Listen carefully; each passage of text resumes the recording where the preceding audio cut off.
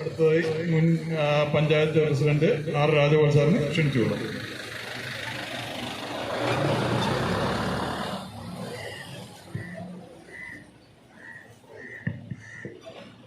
മണ്ഡലം യൂത്ത് കോൺഗ്രസ് കമ്മിറ്റിയുടെ സമാരാധനായ പ്രസിഡന്റ് ശ്രീ അശ്വിൻ ജിയോ എബ്രഹാം, ബ്ലോക്ക് കോൺഗ്രസ് കമ്മിറ്റിയുടെ പ്രസിഡന്റ് ശ്രീ ബാബു കോയിപ്പുറം, മഹിളാ കോൺഗ്രസിന്റെ ജില്ലാ പ്രസിഡന്റ് ശ്രീമതി ബെറ്റി ജോജോ, മണ്ഡലം കോൺഗ്രസ് കമ്മിറ്റിയുടെ പ്രസിഡന്റ് ശ്രീ അരുൺ ബാബു,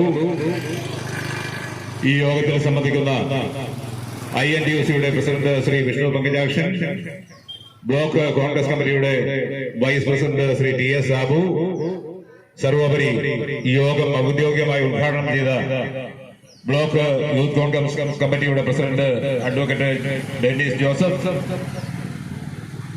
പ്രമുഖരായ ശ്രീ അജിത് കുമാർ, ശ്രീ CS സുധീഷ്, ബഹുമാനായ ശ്രീ അനീഷ് കടവിൽ, ശ്രീ ടിബി എബ്രഹാം, ശ്രീ പ്രഭാകരൻ വലിയ വീട്ടിൽ, ശ്രീ ബിജു പള്ളത്തേട്ട് ഉൾപ്പെടെയുള്ള ശ്രീ തോമസ് ഉൾപ്പെടെയുള്ള കോൺഗ്രസിന്റെയും യൂത്ത് കോൺഗ്രസിന്റെയും INTUC-യുടെയും ഒക്കെ നേതാക്കന്മാരെ, സുഹൃത്തുക്കളെ, നമ്മുടെ നാട്ടിൽ താൽക്കാലിക നിയമനങ്ങളുടെ ഒരു പരമ്പര നടക്കുകയാണ്. ഏത് ഡിപ്പാർട്ട്മെന്റ് എടുത്ത് പരിശോധിച്ചാലും കേരള സംസ്ഥാനത്ത് ഇപ്പോൾ പുതിയൊരു ശൈലി വളർന്നു വന്നിട്ടുള്ളത് താൽക്കാലികമായ സംവിധാനങ്ങൾ മാത്രമാണ്. ഗ്രാമപഞ്ചായത്ത് എടുത്തു നോക്കിക്കഴിഞ്ഞാൽ അവിടുത്തെ നിയമനങ്ങൾ താൽക്കാലികമാണ്. നമ്മുടെ വില്ലേജ് ഓഫീസ് എടുത്തു നോക്കിക്കഴിഞ്ഞാൽ അവിടെ നടക്കുന്ന നിയമനങ്ങൾ താൽക്കാലികമാണ്.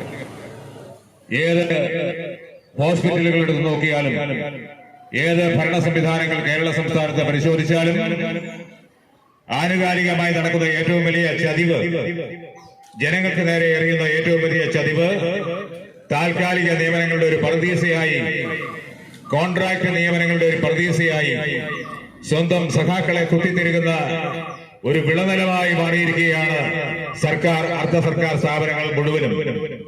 കേരളത്തിൽ ഇതിനു മുമ്പെങ്ങും കണ്ടിട്ടില്ലാത്ത രീതിയിലുള്ള സ്വജനപക്ഷപാതം, അഴിമതി ഭരണം, അഴിമതിയും ധൂർത്തുകൊണ്ട് സ്വന്തം കീശ വീർപ്പിക്കുന്ന മന്ത്രിമാരുടെയും നേതാക്കന്മാരുടെയും നീണ്ട നിരയാണ് കേരള സംസ്ഥാനത്ത് ഇന്ന് അഴിമതി നടത്തിക്കൊണ്ടിരിക്കുന്നത്. ഈ വില്ലേജ് ഓഫീസിന്റെ ചരിത്രം നമുക്ക് ആനുകാലികമായ ചരിത്രം പരിശോധിച്ചാൽ മനസ്സിലാക്കുവാൻ കഴിയും.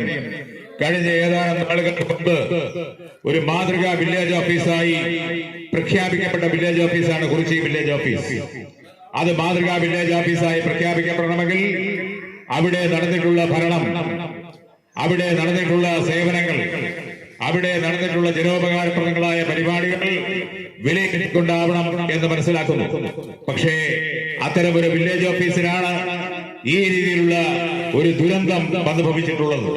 ഇത് ഇന്നും ഇന്നലെയും ഉണ്ടായിട്ടുള്ള സംഭവമല്ല. ഏത് ഡിപ്പാർട്ട്മെന്റ് പരിശോധിച്ചാലും അവിടെയൊക്കെ താൽക്കാലിക നിയമനം കൊണ്ട് സ്വന്തം സഖാക്കളെ കുത്തിത്തിരികൊണ്ട് അവർക്കൊക്കെ യാതൊരുവിധ ബാധ്യതയും ജനങ്ങളുമായി ഇല്ലാതെ, ജനങ്ങളുമായി അടുപ്പമില്ലാതെ, ജനങ്ങളുടെ പ്രശ്നങ്ങൾ മനസ്സിലാക്കുവാനുള്ള കഴിവില്ലാതെ രാഷ്ട്രീയ നിരക്ഷരത മാത്രം കൈമുതലാക്കിയിട്ടുള്ള അത്തരം ആൾക്കാരുടെ നിയമനങ്ങളാണ് ഈ ചരിത്രത്തിൽ ഒക്കെ പിന്നിൽ നമുക്ക് മനസ്സിലാക്കുവാൻ കഴിയുന്നത്. സുഹൃത്തുക്കളെ, കുറിച്ചി ഗ്രാമപഞ്ചായത്തിന്റെ ജനസംഖ്യ നാൾക്കുനാൾ വളരുകയാണ്. കുറിച്ചി ഗ്രാമപഞ്ചായത്തിൽ അധസ്ഥിത ജനവിഭാഗങ്ങളുടെ ജനസംഖ്യ നാൾക്കുനാൾ വളരുകയാണ്. ഏതാണ്ട് 10, 60 സർട്ടിഫിക്കറ്റുകൾ വിതരണം ചെയ്യേണ്ടിയിരിക്കുന്ന ഒരു സ്ഥാപനമാണ്. നമുക്കറിയാം, കേരള സംസ്ഥാനത്ത് ഗവർണർ കഴിഞ്ഞാൽ, മുഖ്യമന്ത്രി കഴിഞ്ഞാൽ, ജില്ലാതലത്തിൽ കലക്ടർ കഴിഞ്ഞാൽ, താലൂക്ക് തലത്തിൽ തഹസിൽദാർ കഴിഞ്ഞാൽ, ഗ്രാമതലത്തിൽ ഇന്ന് നമ്മുടെ അധികാരി നമ്മളെ ഭരിക്കേണ്ടതിരിക്കുന്നത്, നമ്മളെ സ്വാഭാവികമായി നമുക്ക് സേവനങ്ങൾ നൽകി ജനോപകാരപ്രദങ്ങളായ പരിപാടികൾ ആവിഷ്കരിക്കേണ്ടിയിരിക്കുന്ന ഉത്തരവാദിത്തമാണ് ഒരു വില്ലേജ് ഓഫീസർക്കുള്ളത്. പക്ഷേ എന്താണ് ഇവിടെ സംഭവിക്കുന്നത്? ഇപ്പോൾ ആനുകാലിക പ്രാധാന്യം വെച്ച് നോക്കുമ്പോൾ മനസ്സിലാക്കുവാൻ കഴിയും, തരം മാറ്റം നടന്നുകൊണ്ടിരിക്കുകയാണ്. വസ്തുവിന്റെ തരം മാറ്റം നടന്നുകൊണ്ടിരിക്കുന്ന ഈ വേളയിൽ 25 സെന്റ് വസ്തു വരെ, 25 സെന്റ് കണ്ടം വരെ, അല്ലെങ്കിൽ വയൽ വരെ അല്ലെങ്കിൽ നികത്തിയ നിലങ്ങൾ വരെ തരം മാറ്റത്തിലൂടെ അത് ഉപയോഗയോഗ്യമാക്കുവാനുള്ള സംവിധാനം സംസ്ഥാന സർക്കാർ പ്രഖ്യാപിച്ചിരിക്കുകയാണ്. കേരള സംസ്ഥാനത്തിൽ കോട്ടയം ജില്ലയിൽ അതിനുവേണ്ടിയുള്ള അദാലത്ത് നടന്നു കഴിഞ്ഞു.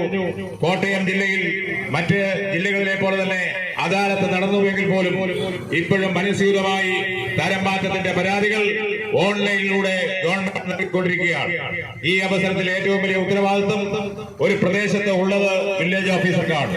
വില്ലേജ് ഓഫീസർ അടങ്ങുന്ന കമ്മിറ്റി പ്രസ്തുത സ്ഥലം പോയി പരിശോധിച്ച് ആ സ്ഥലത്തെ സംബന്ധിച്ചുള്ള സർട്ടിഫിക്കേഷൻ നടത്തി ആ സ്ഥലത്തെ സംബന്ധിച്ചുള്ള റിപ്പോർട്ടുകൾ നടപ്പിലാക്കിക്കൊണ്ട് റിപ്പോർട്ടുകൾ തയ്യാറാക്കിക്കൊണ്ട് മുൻപോട്ട് നീങ്ങിയെങ്കിൽ മാത്രമേ ആ പ്രശ്നത്തിന് പരിഹാരമുണ്ടാകൂ. അത്തരം ഒരു വലിയ ഭാരിച്ച ഉത്തരവാദിത്തമുള്ള ഒരു വില്ലേജ് ഓഫീസറാണ് ഇപ്പോൾ നമുക്ക് അന്യമായി കൊണ്ടിരിക്കുന്നത്.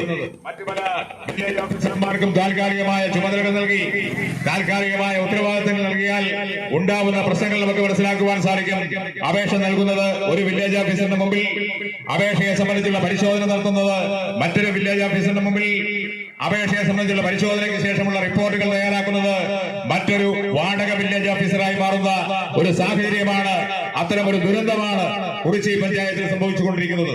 അതിനുവേണ്ടിയുള്ള അധികാരി വർഗത്തിന്റെ കണ്ണു തുറപ്പിക്കുവാനുള്ള ഒരു സൂചനാ സമരം മാത്രമാണ് ഇന്ന് ഇവിടെ അരങ്ങേറിയിട്ടുള്ളത്.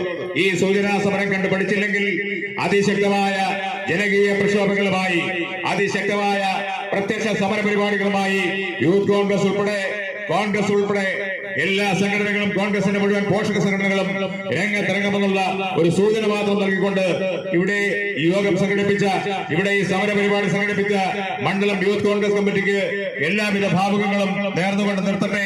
നന്ദി, നമസ്കാരം, ജയ് ഹിന്ദ്.